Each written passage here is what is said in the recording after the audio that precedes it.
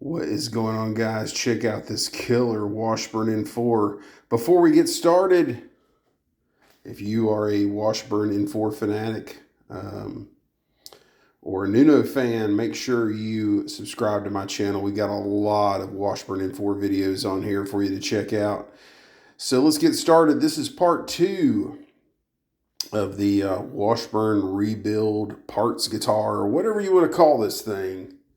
Make sure you check out the first video of how I got these parts, how I got this guitar.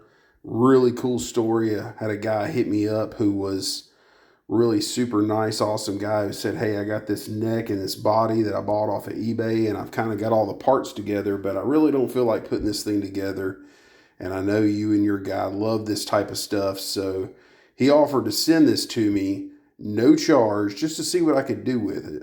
And then I kind of let him know where I was at with it. So I sent this body and neck and the parts the guy sent me to my luthier, my repair guy, my tech, my boy Jake Jones in Rock Hill, South Carolina, who is amazing. And he lives probably about 30 minutes from me. And he's a really good close friend. So I sent this to him and he started working on it. One thing that was the first issue was the neck and the body. I was really worried about how they were going to connect together because it didn't have the right screws in it. And it had screws that were too big, screws that were too little, mismatched screws in the neck.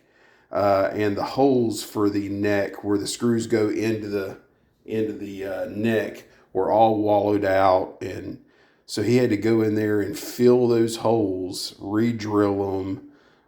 It was quite an undertaking. There was a lot of stuff on this guitar that either had to be filled in and re-drilled or just drilled altogether. And we're going to go over some of that stuff.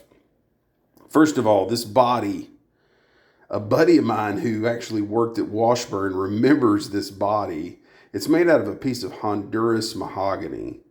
And they made an N4 body out of it and realized it was way too soft and they couldn't be making guitars out of this stuff. It was too much of a pain in the ass to sand down. And even when it's sanded down, it feels like suede almost. It's really hard to get it sanded down this smooth because it's just a really soft wood. And he remembers this body. And it's just kind of a B-stock Washburn body. It was cut for a, you can see it's got a little bit of a gap around the backside here. This thing was cut for one of those Shalers, tremolos that they had the Washburn brand on. And so when you put a Floyd Rose on one of these, it kind of looks a little small sitting in the hole there. So... But yeah, mahogany, Honduras mahogany, very soft. And, a lot of these parts that they didn't use, some of the guys would take home and collect or put together themselves or whatever.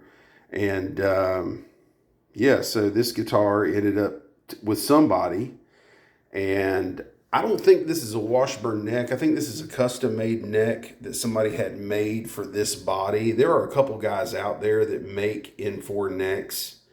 And if you've got a body like this, you send them the body, and they will make a neck that matches up perfect with it. And this one matches up perfect. It's really, you can tell the neck was pretty much custom-made for the body. The reason I don't think it's a Washburn neck is because it's got...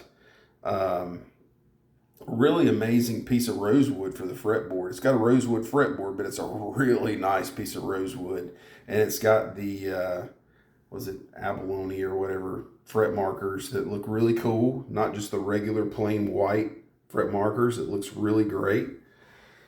So, Another cool thing about this body of this guitar is on the inside of it, actually inside the cavity, it has the previous original owner of it, or I don't know if it was the original owner, but it's one of the previous owners, a guy by the name of Duke. I'm going to give him a shout out.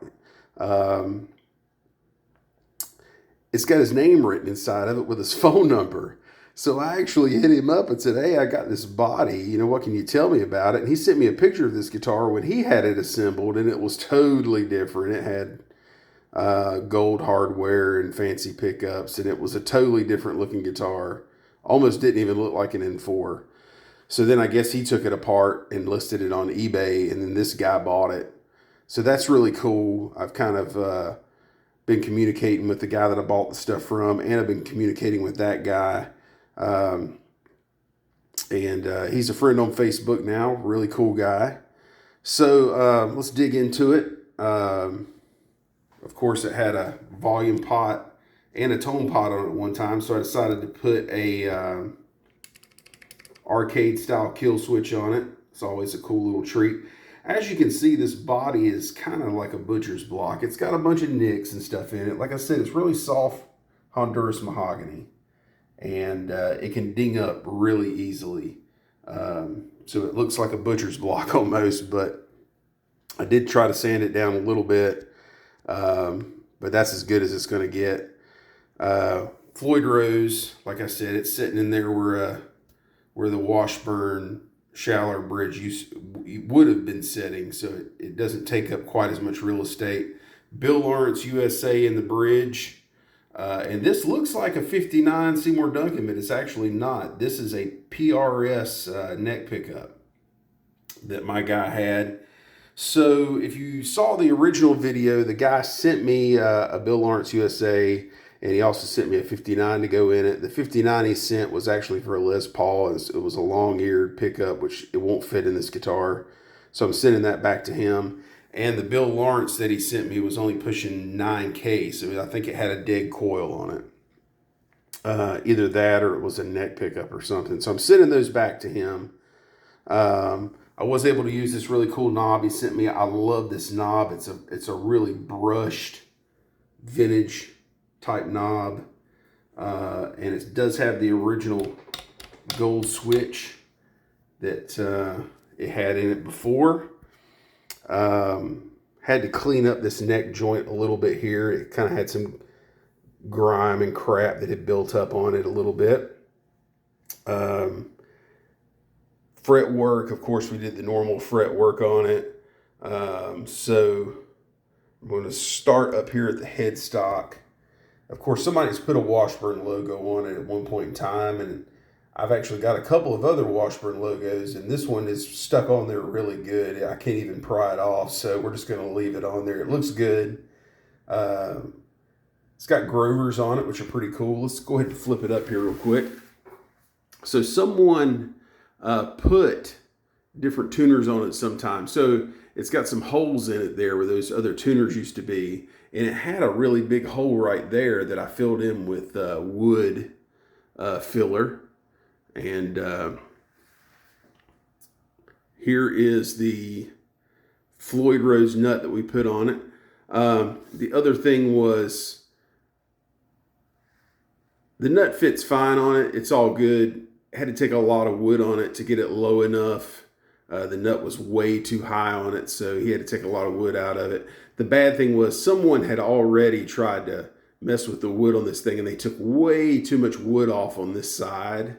So there, even though you take these two screws and these two screws are screwed in there and it's flat and it was functioning fine, but it had a big gap in the top of it here on that right hand side.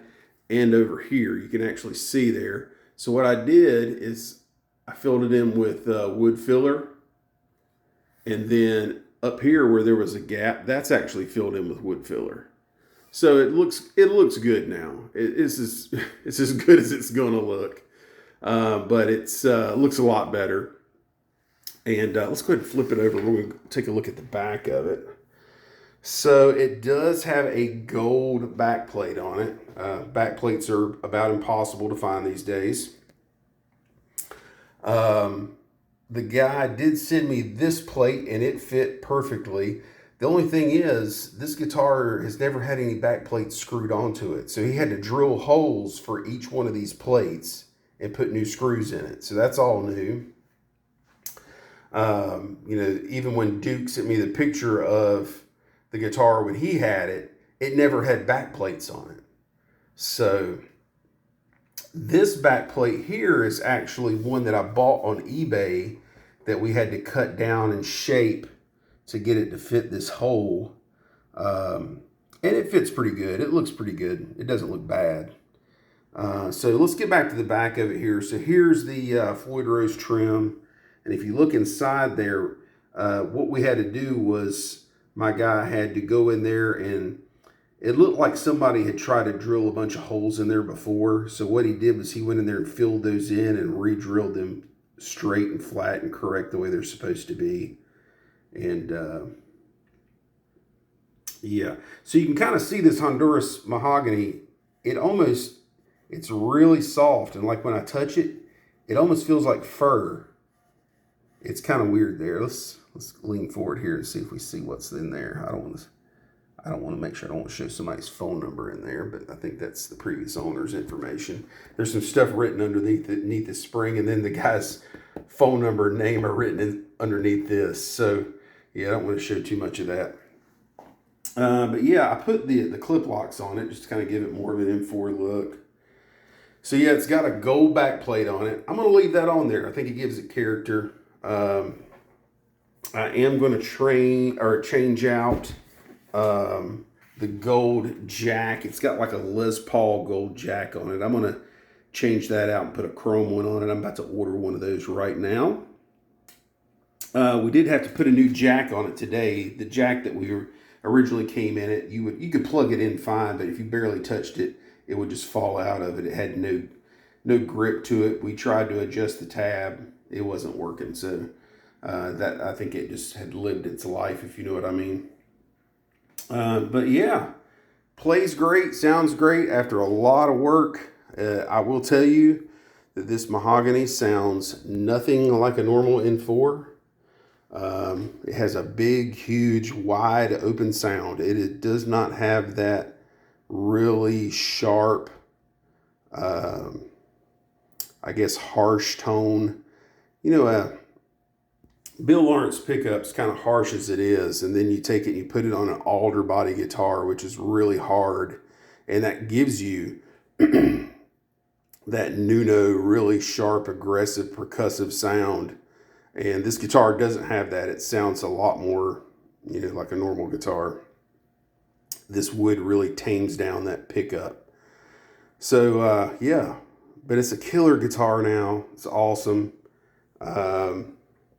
Took a lot of work, and like I said, we probably worked on it like 2 days straight this weekend, and it's all together, and it's a really odd bird.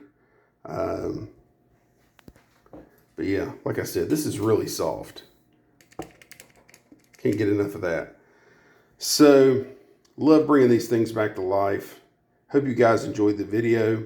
Make sure you check out all my other N4 videos, and we'll see you next time.